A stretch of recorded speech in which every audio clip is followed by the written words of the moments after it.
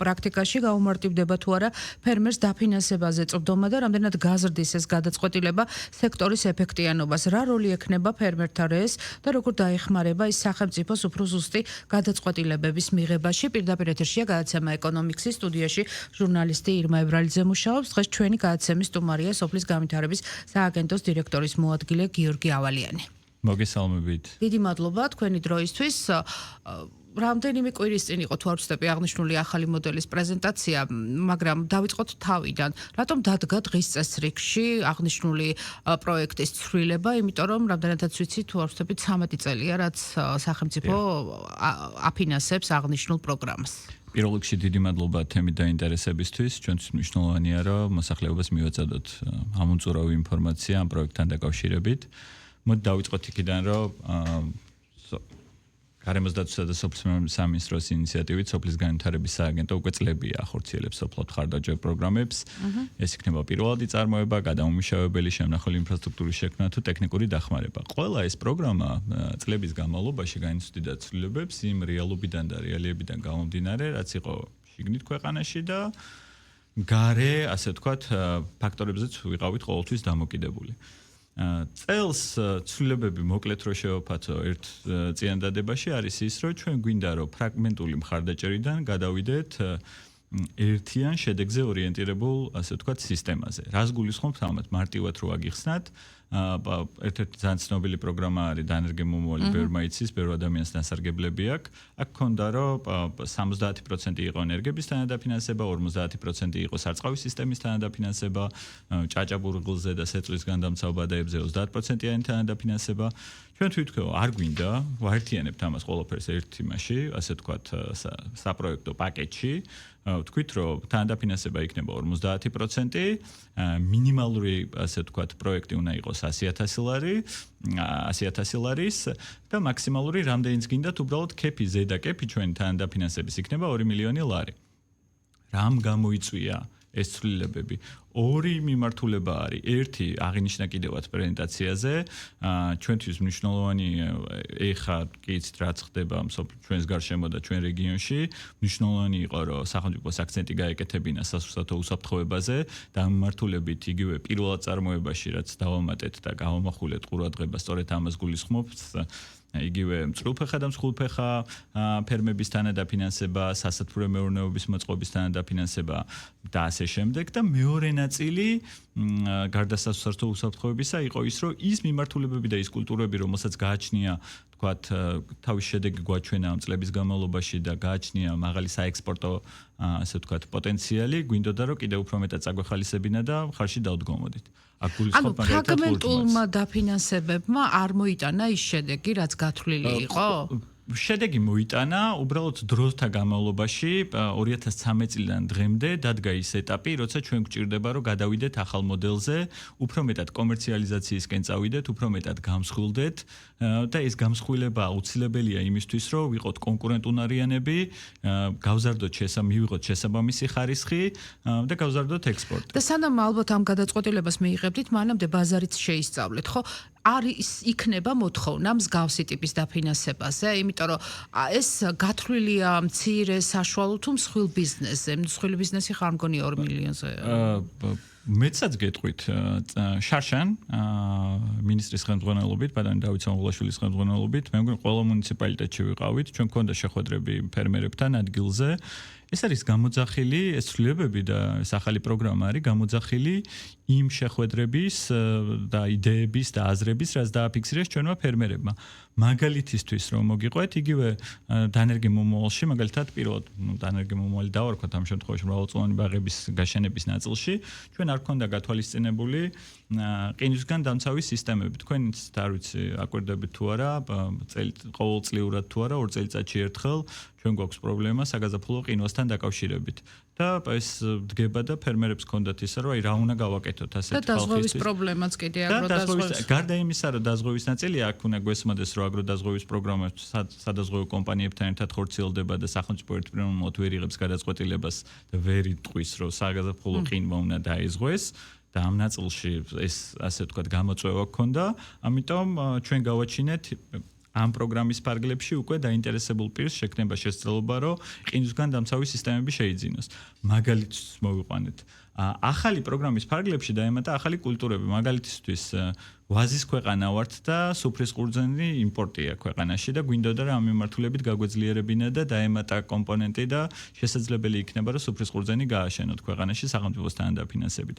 მაგალითისთვის ლურჯი მოცვის წარმოებლებს ჰქონდათ სურვილი რომ ქოთნებში ეწარმოებინათ თავიანთი ასე ვთქვათ პროდუქცია და გაეზარდათ და აღნიშნული მიმართულებაც დაემატება და ბევრი კიდე სხვა სურვილი თუ ასე ვთქვათ მიდგომა, რაც დაფიქსირდა თვითონ ფერმერების მხრიდან გათვალისწინებული იქნა. ასევე მნიშვნელოვანია აღინიშნოს, რომ პირველად წარმოებაში განსაკუთრებულად ახალი მიმართულება ასე ვთქვათ იყო გათვალისწინებული რიგ პროექტებში, თუმცა ესე გამახვილებულ ყურადღებით არ ქონია. ეს არის მარი და აკვაკულტურის წარმოება, და მიმართულებით საკმაოდ დიდი პოტენციალი გვაქვს და მათ შორის DCFTA-ის ფარგლებში ჩვენ იმ ჩამონათვალში ხდება, რომელიც ჩვენ შეგვიძლია რომ ასე ვთქვათ, როგორც ექსპორტის კულტურა, საექსპორტო კულტურა თუ აქციოთ. გადამომუშავებელი და შემნახველის ნაწილში, პირველად წარმოებაში, რაც თქვი 50% და ასე ვთქვათ 2 მილიონი ლარი, გადამომუშავებელი და შემნახელი ინფრასტრუქტურის შექმნის ნაწილში 40%-იანი იქნება სახელმწიფოთანავე დაფინანსება და ზედაკეპი ასევე 2 მილიონი ლარი. ეს ჩამონათვალი უკვე განსაზღვრულია? ჩამონათვალი განსაზღვრულია, ჩვენ უახლოეს მომავალში ახლა უბრალოდ გავდივართ ტექნიკური პროცედურები გადის და მთავრობის დადგენილებაც გამოქვეყნდება და ქალაქებს ექნებათ შესაძლებლობა რომ დეტალურად ნახონ თუ სად და როგორ შეუძლიათ, ასე ვთქვათ, პროგრამაში მონაწილეობის მიღება. გადამუშავებელ ნაწილს დაუბრუნდები, ასევე ძალიან მნიშვნელოვანია სასაკლაოების ნაწილი გამოვყავით და გვინდა რომ ამ მიმართულებით მოვაწესრიგოთ ქვეყანაში ვითარება, ახლის შექმნისთვის და გადაიარაღებისთვის სახელმწიფო თანხები დაიხარჯება და ზოგადად მიდგომა გვაქვს ისეთი, რომ ჩვენ გვინდა რომ უფრო მეტად კომერციალიზაციისკენ წავიდეთ, გამსხვილდეთ, კონკურენტუნარიანები გავხდეთ და ვაწარმოოთ ხარისხიანი ქართული აგროპროდუქცია. გასაგებია, მაგრამ ახლა მაინც ამ პროგრამას დაუბრუნდეთ, ეს მიზანი გასაგებია და პრიორიტეტი ყოველთვის იყო სახელმწიფოსი, სოფლის მეურნეობა გააჩნია როგორ და რანაირად კეთდებოდა ეს ყველაფერი. ანუ რა პროცედურები უნდა გაიაროს ფერმერმა ამ პროგრამით რომ ისარგებლოს? აი დეტალურად რომ ჩავშალოთ ეს ნაწილი. გვაქვს ამის დრო და გამოვიყენოთ. კი ბატონო, დიდი სიამოვნებით. მოდით აი თქვენ მაგალითად გინდათ ბაღის გაშენება. ხართ კახეთში, გურჯაანში, სოფელ ჩუმლახში და გინდათ რომ გააშენოთ ბაღი. თქვენ მოდიხართ სოფლის განვითარების სააგენტოში. იდეით მოვდივართ ჯერ. იდეით. ჩვენ გეუბნებით რომ თუ ამის გაშენება გინდა, აი კონკრეტული ჩეკლისტებია, მოდი ეს სიტყვას ვიხმარ, ასე ვთქვათ, სტანდარტები დავარქვათ. ჩვენთვის მნიშვნელოვანია ვიცოდეთ სახელმწიფო თანხა რაში იხარჯება. ჩვენ გეუბნებით რომ აი ამ სტანდარტების უნდა გააკეთოთ. ამ ჩეკლისტებს მოვნიშნავთ თქვენთან ერთად, ანუ ბაღის გაშენება როცა გსურთ. ამის შემდეგ ჩვენი მონიტორინგის წარმომადგენელი პირველად მონიტორინგზე ჩამოვა იმ ტერიტორიაზე თუ სად გინდათ ბაღის გაშენება, მონიშნავს რამდენად შეესაბამება ტერიტორია, ინფრასტრუქტურა და ასე შემდეგ, რომ ბაღი გაშენდეს. თქვენ გეძლევათ ამის შემდეგ დაახლოებით 2 წელი, თქვენ შეგიძლიათ 3 თვეში დაასრულოთ, შეგიძლიათ 4 თვეში დაასრულოთ, მაგრამ მაქსიმუმ 2 წელი, იმისთვის რომ პროექტი დაასრულოთ. პირობითად დაასრულეთ 7 თვეში ეს ყველაფერი გააშენეთ და ამზადეთ. ჩემი ფინანსებით. კი, მაგასაც ვიტყვი აუცილებლად. მოგაქვთ აუდიტორული დასკვნა, როგორც ადრე იყო, რომ თითქმის ბევრი აუდიტორული კომპანიის ყველანაირ დონე იყო დაშვებული, ეხლა გავამკაცრეთ ამ მიდგომა და მხოლოდ სავალდებულო მონიტორინგ აუდიტორულ დასკვნას ასე ვთქვათ, მივიღებთ. ამის შემდეგ კვლავ ჩამოდის ჩვენი მონიტორინგის სამსახური და ამოწმებს, რომ რამდენად შეასრულეთ იმ საღებული ვალდებულება, რაც თავში მონიშნეთ და ამის შემდეგ იღებთ თანხას. ანუ სახელმწიფოსგან თანხას იღებთ მაშინ, როცა უკვე დასრულებული პროგრამაა. ანუ თავიდან ბენეფიციარს უწევს თავისი თანხის თვითონ დახარჯვა, პროექტს როცა დაასრულებს, შემდგომ იღებს სახელმწიფოსგან თანადაფინანსების და თუ ბენეფიციარი მიმართავს ბანკს, იმიტომ რომ ეხლა არ მგონია რომ ყოველს ამაზეც იყო საუბარი, რომ აი ბანკიდან რატო გადმოდის სახელმწიფო. ჩვენ არ ვიძახთ რომ ბანკიდან სახელმწიფოში გადმოდის, ჩვენ ვეუბნებით ეგეთ რაღაცას, რომ პირობითად დღევანდელი ფორმატით, როგორც არის შეღავათიან upgrade-ში. თქვენ გინდათ აი გააკეთოთ შემნახველი ინფრასტრუქტურა, მიდიხართ ბანკში, ბანკი თulis, რამდენად გადახდელუნარიანი ბრძანდებით, იმიტომ რომ პროგრამით დადგენილებაში წერია, რომ აი შემნახველი ინფრასტრუქტურაზე ჩვენ შევდივართ თანადაფინანსებაში. ბანკი პირველ რიგში უყურებს იმას, რომ თქვენ რამდენად დააბრუნებთ ამ ასე ვთქვათ, შეგწევთ უნარი ფინანსურ რისკებს განსაზღვრავს, ავტომატურად თუ ეს ყველაფერი განსაზღვრა ბანკმა და გაძლევთ ცესხს, ავტომატურად ფორმდება დღევანდელ ვითარებაში ეგრე არის. ავტომატურად ფორმდება სამხრივი ხელშეკრულება, თქვენ მიგაქვთ ეს თანხა და უნდა ააშენოთ ეს შემნახველი ინფრასტრუქტურა. ბანკის ინტერესი პირველ რიგში ამ შემთხვევაში არის ის, რომ თანხა მიიღოს და თქვენ ის ცესხი იხადოთ. ჩვენც უყურებთ ახლა იმას, რომ ბანკი თუ თანხას აძლევთ, ჩვენც ავტომატურად ცესხს ვიხდით. 99,000 ცესხი არის გაცემული. სწორად მინდა გაიგოთ, ყველა ადგილზე ვერ ჩავალთ ესე და მონიტორინგი არ იყო ისეთ ნაწილი, რომ ყველა ცესხი შეგვემოწმებინა. ძირითადი ნაწილი იყო ბანკთან. ქონდა შემთხვევები და ასე ვთქვათ, არაერთი, სადაც კონკრეტული შემნახველი ინფრასტრუქტურით შეიძლება იყო შენობა ნაგებობა, მაგრამ არ შეესაბამებოდა რაც მაგალითად უნდა იყოს. არა მიზნობრივად დაიხარჯა. არა მიზნობრივად იყო. ამ შემთხვევაში მიზერი და ნულოვანია იმისი, ასე ვთქვათ, შანსი, რომ როცა სახელმწიფო ჩეკლისტ გავსებინებს და სტანდარტს გაძლევს და გეუბნება, რომ აი ამ სტანდარტით უნდა გააკეთო, ამ სტანდარტით თუ არ გააკეთებს, სახელმწიფოთან დაფინანსება არ გექნება და ისე ღმერთმა გაგიმარჯოს წადი და რაც გინდა ის გააკეთე, თუ სახელმწიფოსგან თანადაფინანსების აღება გინდა, შენ ამ სტანდარტებში უნდა მოექცე. ეს არ ეხება მარტო შემნახველს, ეს ეხება ბაღს, ეს ეხება მეფრინველეობის ფერმას, სათბურს თუ ასე შემდეგ. ამ სტანდარტებიდან გამომდინარე აუცილებელია, რომ პირველად დასტური მივცეთ ჩვენ. მერე ბენეფიციარს აქვს შესაძლებლობა, რომ წავიდეს ბანკში. როგორც ადრე მიდიოდა ბანკში და სესხს აძლევდნენ ან არ აძლევდნენ, აქაც შესაძლებელია, რომ ბანკმა შეიძლება სესხი მიცეს, შეიძლება არ დაუმტკიცოს. ჩვენ არ ვთხოვთ, რომ აუცილებლად შეღავათიანია კრედიტის სარგებლოს, თუ უნდა რომ თავისი თანამონაწილეობა თანხა გააჩნია, შეუძლია რომ აქ თანხით გააკეთოს, ასე ვთქვათ, აუცილებლობა. თუ ჭირდება რომ სესხის დაფინანსება. თუ ჭირდება შეუძლია მიმართოს ბანკს და შესაბამისად აიღოს სესხი. თუ პროექტი არ აქვს დასრულებული, მაგრამ თქვენი წილი პროცენტის გადახდა, სახელმწიფოს პროცენტის გადახდა როგორ ხდება? წილ პროცენტზე გადახდაზე აქვე კიდევ ერთხელ განმარტავ და ძალიან მნიშვნელოვანი აღინიშნოს რა. თქვენ თუ გაქვთ მაგალითად 4 მილიონიანი პროექტი, სახელმწიფო თანადაფინანსება მაქსიმუმ კი გითხარით არის 2 მილიონი ლარი, თქვენ ეს 4 მილიონი ჯერ უნდა დახარჯოთ. ანუ ის 4 მილიონის სესხი შეგიძლიათ აიღოთ, შეღავათიანი აგროკრედიტი, თუ წინა წლებში ძირითად საშუალებებზე იყო 11%-ით ჩვენ შევდიოდით, ასე ვთქვათ, თანადაფინანსებაში და 48 თვე, ეხა იქნება 8% და 36 თვე. ამ 8% და 36%, ასე ვთქვათ, თვეზე ჩვენ რასაც გადაგიხდით, პროექტს რომ მორჩებით, შეგახსენებთ თანხას ბოლოს ვიხდით.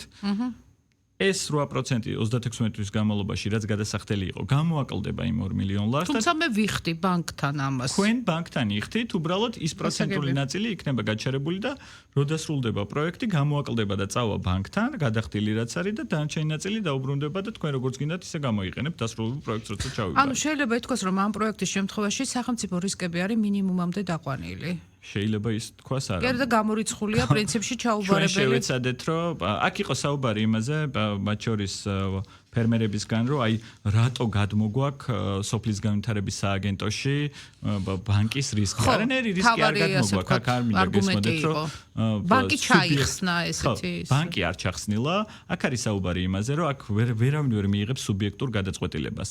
საერთაშორისო და ადგილობრივ ექსპერტებთან ერთად კონკრეტულ მიმართულებებზე განისაზღვრა სტანდარტები და ჩეკლისტები, თუ როგორი ხარისხის და დონის უნდა იყოს ესა თუ ის წარმოება.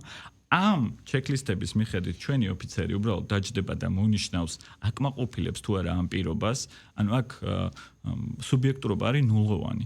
აი ამის შემდეგ, როცა ამ ყველაფერს შეავსებს და დასტურად ჩავალთ და შევამოწმებთ იმ ტერიტორიას, რომ ნამდვილად ესე არის, იგივე ბაღის გაშენების შემთხვევაში წყლის წყარო თუ არის 500 მეტრის რადიუსში და ასე შემდეგ, იმ ტერიტორიაზე შესაძლებელია თუ არა რომ გაშენდეს და ასე შემდეგ. ამის მერე ვაძლევთ შესაძლებლობას, რომ წადი და გააკეთე. არავინ არ აჩქარებს, 2 წლიანი ვადაც იმიტომ გავითვალისწინოთ, რომ სხვა ფაქტორები იყო, იგივე მრავალწლოვანი ბაღის გაშენების შემთხვევაში ენერგებს ელოდებოდნენ, თქვა თუ წვეთიდან რომ შემოეტანათ და დაგვიანებები იყო და ასე ვთქვათ, გაწელილი პროცესი იყო და ეს ვადაც ავიღეთ, რომ არ იყოს ისა, რომ რატო გვაჩქარებთ და დაგეგმოს წყნარად და მშვიდად თავის პროექტი. ამ შემთხვევაში თავად ფერმერი არის, იმ ფერმერს მოუნდება რომ მალე დაასრულოს მისი ინტერესი. რომ მალე დაასრულოს და ისე გააკეთოს, რომ მიიღოს დაფინანსება, ნამდვილად ეგრეა. თქვენ ახსენეთ, რომ 99,000 სესხია გაცემული, ხო? დაახლოებით მეტიც შეიძლება. აი პროცენტულად ეხა ძალიან ძნელია ალბათ ყველას ჩაშლა, მაგრამ აი აქედან შედეგი რამდენი პროცენტი იყო? იცით რა, ძალიან დიდი შედეგი იყო. ჩვენ როცა დავიწყეთ შეღავათიანი აგროკრედიტის პროგრამა, აქ საუბარი იყო იაფ ფულად რესურსზე ხელმისაწვდომობაზე. იმ ეტაპზე და იმ დროს ასე ვთქვათ, 13 წელს სხვა გამოწვევის წინაშე ვიყავით. საერთოდ მიტოვებული იყო ამ მიმართულებით ფერმერი და ასე ვთქვათ, სოფლის მეურნეობა და არ იყო ამ მიმართულებით, დაკრიტირება ძალიან დაბალი იყო და ინტერესიც არ არსებობდა. სახელმწიფომ გააჩინა ეს ინტერესი ბანკების ასე ვთქვათ, ჩართულობის, სხვა პროგრამებით იგივე ეს იქნება არა მარტო დანერგი მომავალი ვთქვათ, გადამუშავებელ შემოყრილი საწარმოების თანადაფინანსების პროექტი, სასათბუროების თანადაფინანსების პროექტი და ასე შემდეგ ძალიან ბევრი პროგრამა იყო, რომელსაც თავის შედეგი დადო. უბრალოდ ეხლა ვართ იმ მომწმულობაში და იმ ეტაპზე, როცა წინა გადავდგათ კიდე ნაბიჯი და უნდა დავიმსგავსოთ ის ყველა ქვეყანამ გაიარა ეს ასე ვთქვათ გზა და ჩვენ სამ გზას გავდივართ. კი სახელმწიფო უნდა განსაზღვროს პრიორიტეტები და კი უნდა იყოს სასურსათო უსაფრთხოება ნამდვილად პირველ ადგილზე. კი ის მიმართულებები, რომლებიც მნიშვნელოვან საექსპორტო პოტენციალს ქმნიან და აქვთ, ასე ვთქვათ, იმის რესურსი, რომ დამატებითი დოლარი შემოიტანონ ქვეყანაში, საჭიროებენ დახმარებას და ჩვენ ამ მიმართულებით, ასე ვთქვათ, ნაბიჯებს ვდგავთ და კი უფრო მეტად კომერციალიზაციისკენ უნდა წავიდეთ, რომ იგივე კონკურენტუნარიანები ვიყოთ და იმპორტ ჩანაცვლებაზეც ასე ვთქვათ შესაბამისი გაკეთოთ. და მაშინ ბაზარმა რატომ არ უნდა განსაზღვროს პრიორიტეტები, თუ უფრო მეტად კონკურენტუნარიანები გვინდა ვიყოთ და რატო სახელმწიფო? ჩვენ უბრალოდ ამ მიმართულებით ხარდაჭერას ვაძლევთ, რასაკვირველია ბაზარი განსაზღვროს თვითონ და ეს ძალიან აღნიშნე კიდევაც ჩვენი საუბრის დასაწყისში, რომ ეს ცოცხალი პროცესია. ჩვენ არ ვიძახით, რომ აი ესე ხელი დავარტყით და ესე იქნება. ამ დრომ და ამ მოცემულობამ მოიტანა ის, რომ ეს რეფორმა გაგვეხორციელებინა, ეს არ მოვიდა უბრალოდ რაღაც კაბინეტში არ დამსხატდა როართ და კაბინეტიდან არ გადაწყვეტილა, ეს წამოვიდა იქიდან, რომ მინისტრთან ერთად მოვიარეთ მთელი საქართველოს მუნიციპალიტეტ დავდიოდით.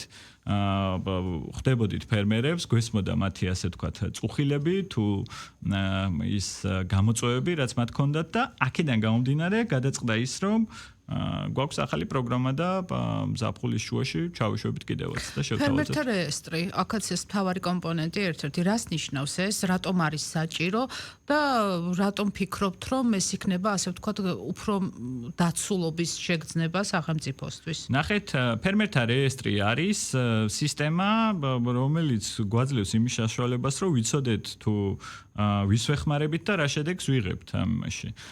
ჩვენ უნდა აღვრიცხოთ ფერმერთა რეესტრში ბენეფიციარები, მიწისნაკვეთები, რა მოყავს, რამდენი მოყავს, როგორ მოყავს. ეს ყველაფერი დაგვეხმარება სამომავლოდ იმაში, მათ შორის ჩვენ სააგენტოსაც და სახელმწიფოსაც იმაში, რომ განსაზღვროთ რა მიმართულებები ჭირდება თქვა დახმარება, ან რა არის პრიორიტეტული ნაწილი, სადაც შეიძლება რომ სახელმწიფო თანხები მიიმართოს.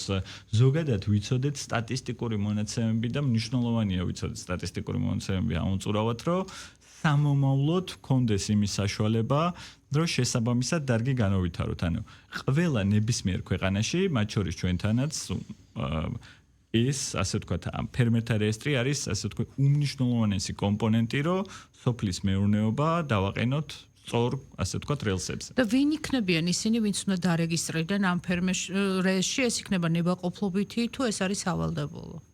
ეს პირველ რიგში, სახელმწიფო პროგრამებში თუ გინდათ რომ მონაწილეობა მიიღოთ, სავალდებულოა. ისე ფერმერებს თუ სახელმწიფოსთან შეხება არ აქვთ, ესე არ დაუსდევთ და არ ვავალდებულებთ, რომ აუცილებლად დარეგისტრირდი, თუმცა ეტაპობრივად ალბათ მივაქვთ მაგამდეც, რომ ფერმერები, ვისაც კი ფერმერული მეურნეობა აქვს და სოფლად ასე ვთქვათ, საქმიანობს, მნიშვნელოვანია, რომ ფერმერთა რეესტრში დარეგისტრირებული იყოს. აქ ამ შემთხვევაში მარტო სოფლის განვითარების სააგენტოზე არ მაქვს საუბარი.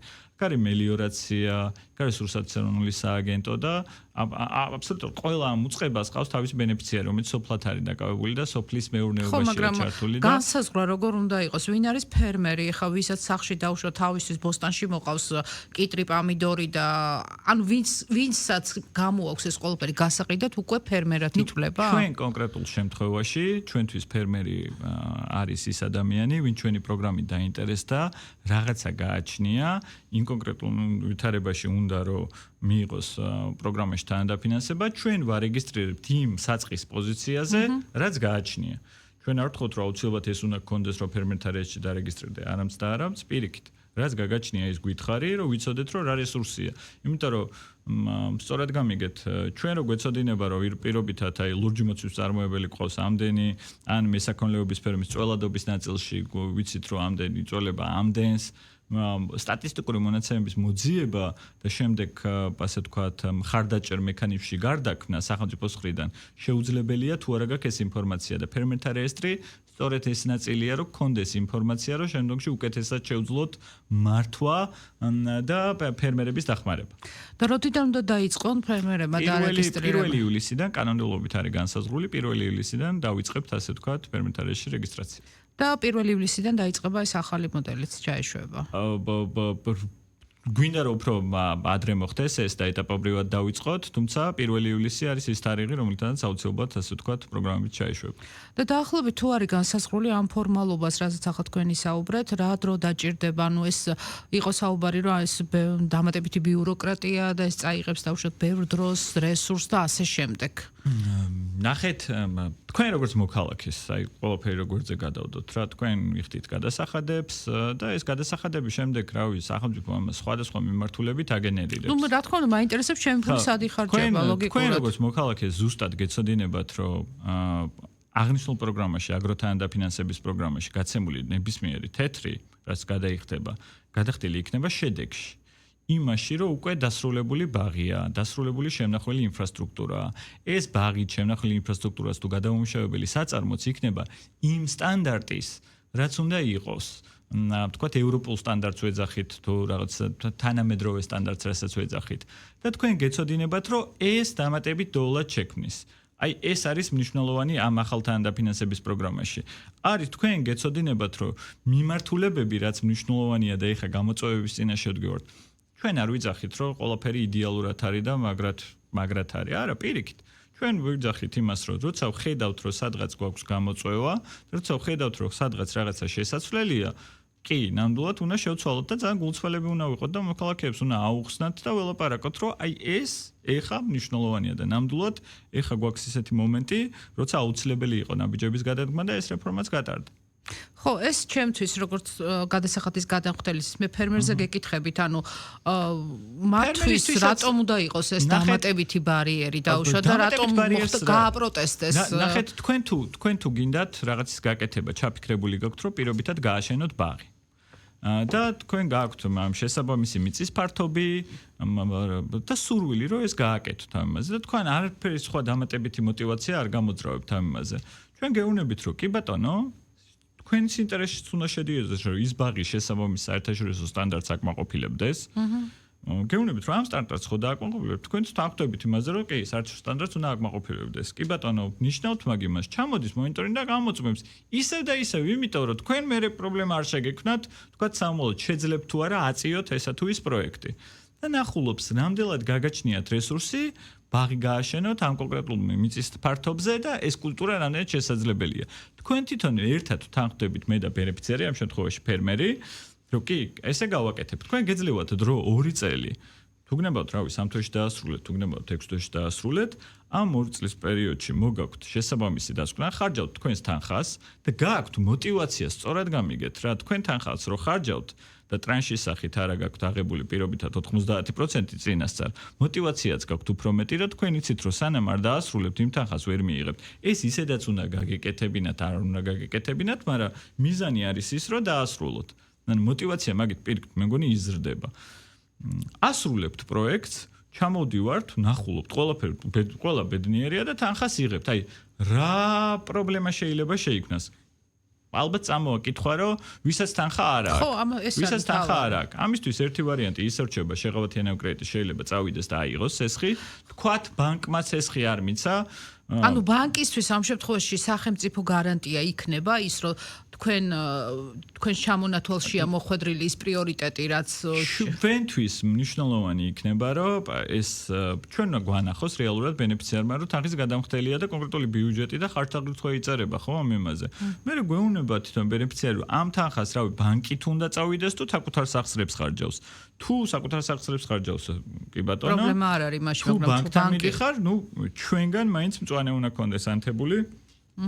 ის პროექტი იმ სტანდარტებში შეესაბამება. და მაგრამ მაინც შემდეგ ბანკი გადაწყვეტავს თანხას შემდეგ მისცემს ბანკი თუ არა. გადაწყვეტავს მისცემ თუ არა, ნუ თუ ბანკმა თანხა არ მიცა, მოუწევს ბენეფიციარს მოძიება სხვა, ასე ვთქვათ, მიმართული ან სხვა ბანკიდან, ან სხვა მიმართულებებიდან. დღეს არის ესე, რომ ბანკი წყვიტავს მისცემს თუ არა თანხას და მერე მოდის თქვენთან და თქვენ მერე აფინანსებთ თუ როგორ არის. შემთხვევაში არც მოუწევს ჩვენთან მოსვლა, დღეს მიდის პირდაპირ ბანკში, ბანკი ასე ვთქვათ, დადგენილებით არის განსაზღვრული მიმართულებები, შეღავათიანება კრედიტი, თქვათ, რაზე შეიძლება გაიცეს.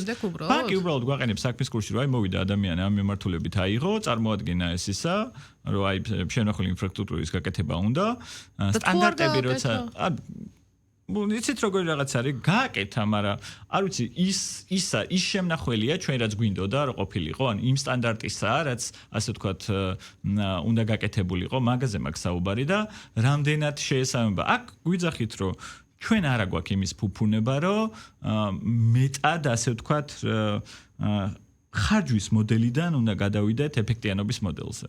მოკლედ რო ახსნა და ჩვენთვის მნიშვნელოვანია ვიცოდეთ რაში ხარჯავთ ამ თანხას და სახელმწიფო რაში ხარჯავს ამ თანხას. ჩვენთვის მნიშვნელოვანია ვიცოდეთ რომ დაცულია ის სტანდარტი და იქნება იმ სტანდარტით რაც სოფლიო ბაზარზე გაგვხდის კონკურენტულ არიანს. ჩვენთვის მნიშვნელოვანია ვიცოდეს ის რომ ხარდაჭერა არ არის უბრალოდ თქვათ გაცემული თანხა. ეს არის რავი შედეგზე ორიენტირებული და ბეტად უფრო შედეგზე ორიენტირებულები ვართ. და მაინც აი რა ინდიკატორებით შეიძლება შეფასდეს რეფორმის წარმატება? ეს იქნება წარმოების და პროდუქტიულობა, ექსპორტზე გასვლა. ანუ აი რაღაც პერიოდი უნდა გავიდეს, რომ მიხვდეთ, რომ ეს რამდენად წარმატებულია ეს რეფორმა. ანუ რა არის მთავარი? რა გვინდა? ანუ რის მიღწევა უნდა სახელმწიფოს? ჩვენ გვინდა რომ ავამაღლოთ ასე ვთქვათ, მეტად უფრო კომერციალიზებულები გავხდეთ, გამსხვილდეთ. ავამაღლოთ წარმოების რაოდენობრივად და ხარისხობრივად. ჩვენ გვინდა რომ იმ მიმართულებებს რაც მნიშვნელოვანია სახელმწიფოსთვის, ეს იქნება ასე ვთქვათ, სასურსათო უსაფრთხოებისთვის, ამ მიმართულებებს ვთქვათ, გვერდში დაუდგეთ და მხარდაჭერა მიცეთ. ჩვენ გვინდა რომ ის მიმართულებები, რომელიც აღნიშნე კიდევაც ვთქვათ, კარგი საექსპორტო პოტენციალით გამოირჩევიან, თქვა დადეს თავიანთი შედეგი. ეგეთ ადამიანებს დავეხმაროთ. ჩვენ გვინდა რომ ის მიმართულებები, რომელიც თქვა არ იყო გათვალისწინებული, მაგრამ ასეთი ყურადღებით არ იყო თქვა გამორჩეული, იგივე ეს იქნება აკვაკულტურა თუ მარიკულტურის წარმოება, იგივე ეს იქნება სასაკლაოების მიმართულება. ესეთ მიმართულებებს დავეხმაროთ და ასე ვთქვათ, მეტად უფრო ასე ვთქვათ მეტი დახმარება მიიღონ ამ მიმართულებებმა და ჩვენ გვინდა რომ მივიღოთ შედეგი იმაში რომ ჩვენ პირობითად წლის ბოლოს როცა ვისაუბრებთ ან შემდეგი წლის დასაწყისში ეს ყველაფერი სტატის მონაცემებში რასაკვირველია აისახოს და კონკრეტული პარამეტრები და მიმართულებები რაც გვაქვს ასე ვთქვათ შეიძლება 6 თვეში ეს შედეგი არ იყოს იმიტომ რომ დროით ამას ყველაფერი დრო ჭირდება მაგრამ მგონია რომ ეს თავის შედეგს მოიტანს და შედეგზე ორიენტირებულობა და ასე ვთქვათ მიმართულება სწორი გეზი გვაქვს არჩეული შედეგთან დაკავშირებით ესეთი მიდგომა რო გვაქვს და მგონია რომ ეს თავის ასე ვთქვათ გამოძახილი ექნება ამ ყველაფერს უკვე კონკრეტულ მიმართულებებზე და საქსტატის იმ მონაცემებზე რაც პირობითად რავი ერთ წელიწადს ჩვენ შეგვიძლია დაველაპარაკოთ და ვიმსჯელოთ ვთქვათ ამა თუ იმ მიმართულებით რა გაკეთდა და რისი გაკეთება შეიძლება კიდე გასაგებია. დიდი მადლობა. მადლობა თქვენ. წარმატებებს გისურვებთ. სოფლის განვითარების სააგენტოს დირექტორის მოადგილე გიორგი ავალიანი პასუხობდა ჩვენს შეკითხვას. მე მომავალ ხუთშაბათამდე გემშვიდობებით. მადლობა.